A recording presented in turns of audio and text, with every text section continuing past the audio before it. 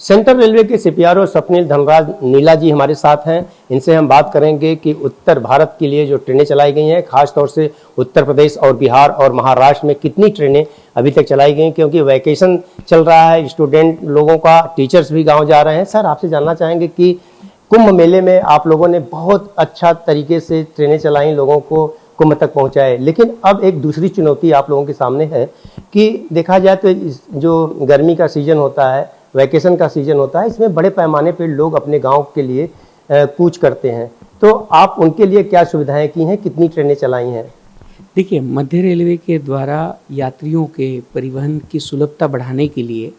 हर साल की तरह इस साल भी समर स्पेशल ट्रेनों का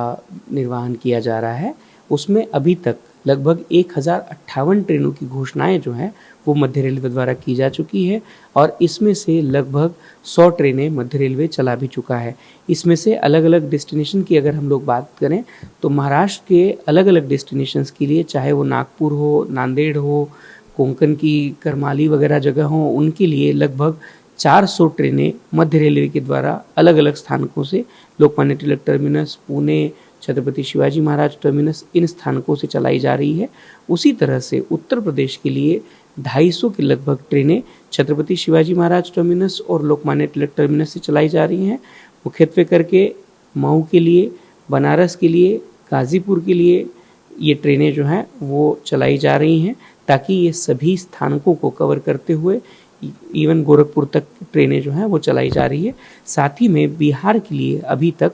200 ट्रेनों की घोषणाएं की जा चुकी है, जिसमें मुख्यतः लोकमान्य तिलक टर्मिनस से दानापुर, उसी के साथ में पुणे से दानापुर और लोकमान्य तिलक टर्मिनस से समस्तीपुर और दानापुर, ऐसे अलग अलग स्थानकों के लिए ये ट्रेनें घोषित की गई है। साथ ही में जो भारत का साउथ दक्षिण भाग है उसके लिए लगभग 75 ट्रेनें मध्य रेलवे द्वारा चलाई जा रही है। कुल मिला के 1058 ट्रेनों का परिचालन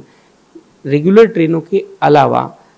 मध्य रेलवे इस वक्त पे यात्रियों की सुविधाओं के लिए कर रही है। सर, यात्रियों की आज भी शिकायत है, उनको टिकट कंफर्म नहीं मिल रहा है, क्या रीजन? देखा जाए महाकुंभ की बात करें तो उस दौरान आप लोगों ने बहुत अच्छा प्रतिसाद मिला था रेलवे डिपार्टमेंट को, बड़े पैमाने पे लाखों की संख्या में लोग यहाँ से भी गए थे। तो अभी उनके लिए क्या, लोगों को जो टिकट कंफर्मेशन नहीं हो रहा है, कुछ लोग जो हैं टिकट ले रहे हैं दलालों से, और देखा जाए तो उनका फर्जी टिकट भी मिल रहा है, तो इसके लिए कोई व्यवस्था आप लोगों की तरफ से? देखिए, हम लोग यात्रियों से भी ये आह्वान बार बार करते हैं कि ऐसे किसी भी दलालों के माध्यम से या गलत तरीक़ों से टिकट ना लें। टिकट लेने के लिए आपके पास 3 सुविधाएं उपलब्ध हैं। या आप IRCTC की वेबसाइट से टिकट लें ऑनलाइन तरीके से, IRCTC या रेलवे का जो सुपर ऐप है उनके ज़रिए से एप्लीकेशन के माध्यम से टिकट लें, या तो फिर PRS के काउंटर जो स्थानकों पे मौजूद हैं और ऑथराइज्ड जो रेलवे के टिकट विक्रेता हैं केवल उन्हीं से टिकट खरीदें। क्योंकि जब भी आप दलालों के माध्यम से या और किसी के माध्यम से आप टिकट खरीदी करते हैं तो उसके बाद में आपका किसी चीज़ में इस तरह की आपराधिक प्रवृत्ति या गतिविधियों में सम्मिलित होना निर्गमित हो सकता है और उसके लिए कानूनन आपके ऊपर भी कार्यवाही की जा सकती है। इसलिए हमारी आपसे फिर से एक बार विनती है कि टिकट जो है वो कृपया करके केवल रेलवे के PRS काउंटर्स या उनके ऑथराइज्ड जो वेंडर्स है उनके माध्यम से, या तो फिर आप स्वयं IRCTC की वेबसाइट और IRCTC के ऐप, इनके माध्यम से टिकट खरीदी करें, परचेस करें, जिसके चलते आपको किसी भी अनहोनी या किसी भी अनुचित घटना का सामना नहीं करना पड़ेगा। सर, लंबी दूरी की जो ट्रेनें होती हैं जब वो चलती हैं तो पानी की शिकायत होती है अक्सर, तो इस वर्ष मैं आपसे जानना चाहूँगा कि क्या प्लेटफॉर्म पे जहाँ पे वो रुकती हैं वहाँ पानी पीने की व्यवस्था, इन सारी चीज़ों की क्या व्यवस्था है? देखिए, इसमें दोनों व्यवस्थाएं अपने पास की गई हैं। पानी पीने के लिए भी सुविधाएं प्रदान की गई हैं और उसी के साथ में मैं बताना चाहूँगा, इस बार भारतीय रेलवे में जो इनोवेशन का प्रोजेक्ट होता है उसमें का एक अवार्ड मध्य रेलवे को दिया गया है, जिसमें यात्री कोचेस में, यात्रियों के डिब्बों में जो पानी होता है, कई बार वो पानी ख़त्म हो जाने की वजह से यात्रियों को समस्याओं का सामना करना पड़ता है। वो पानी की लेवल जो है वो कंटिन्यूसली मॉनिटर करें और उसमें जैसे ही लेवल 10% या 15% से कम होती है, वैसे ही अगले वाले स्टेशन को जो सूचना पहुंचाने की प्रणाली है वो मध्य रेलवे पे कार्यान्वित की गई है, जिससे यात्रियों को एन रूट या चलती हुई गाड़ी के अंदर पानी की जो समस्या होती है वो ना हो, इसका प्रयास किया जा रहा है। और जैसा कि आपने बताया कि इसमें यात्रियों को पीने के पानी के साथ साथ ही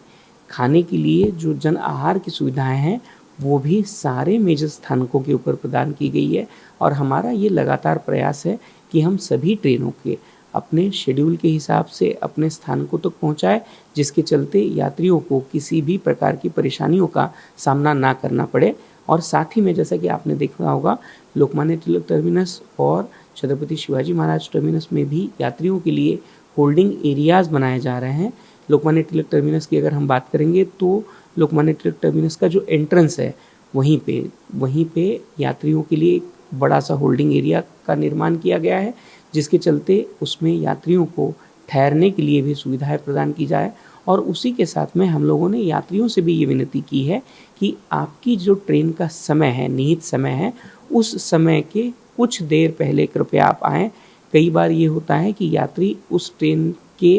काफ़ी पहले से स्थानकों पे आ जाते हैं, जिससे जिन यात्रियों की ट्रेनें पहले हैं उनको भी समस्याओं का सामना करना पड़ सकता है, और जो यात्री अपनी ट्रेन के निहित समय के बहुत पहले आ जाते हैं उनके लिए भी समस्याओं को सामना करना पड़ता है। सर, पिछले दिनों की बात करें अगर पिछले कुंभ के समय, तो उस दौरान कुछ घटनाएं हो गई थी भीड़ भाड़ के कारण। आप लोगों ने अभी किस तरह की व्यवस्था रखी है? क्योंकि जो लोग आते हैं देखा जाए तो अक्सर उनके साथ कई लोग उनको छोड़ने आते हैं प्लेटफॉर्म पे, तो इससे भीड़ हो जाती है। और अक्सर कभी कभी ऐसा भी होता है कि प्लेटफॉर्म नंबर 4 की गाड़ी 5 पे जाएगी, इस तरह का अनाउंसमेंट भी हो जाता है। तो इसके लिए क्या सुविधा आपने खासतौर से CST या यहाँ सेंट्रल रेलवे में किया है? देखिए, मुख्यतः 2 चीज़ों की इसमें की गई हैं।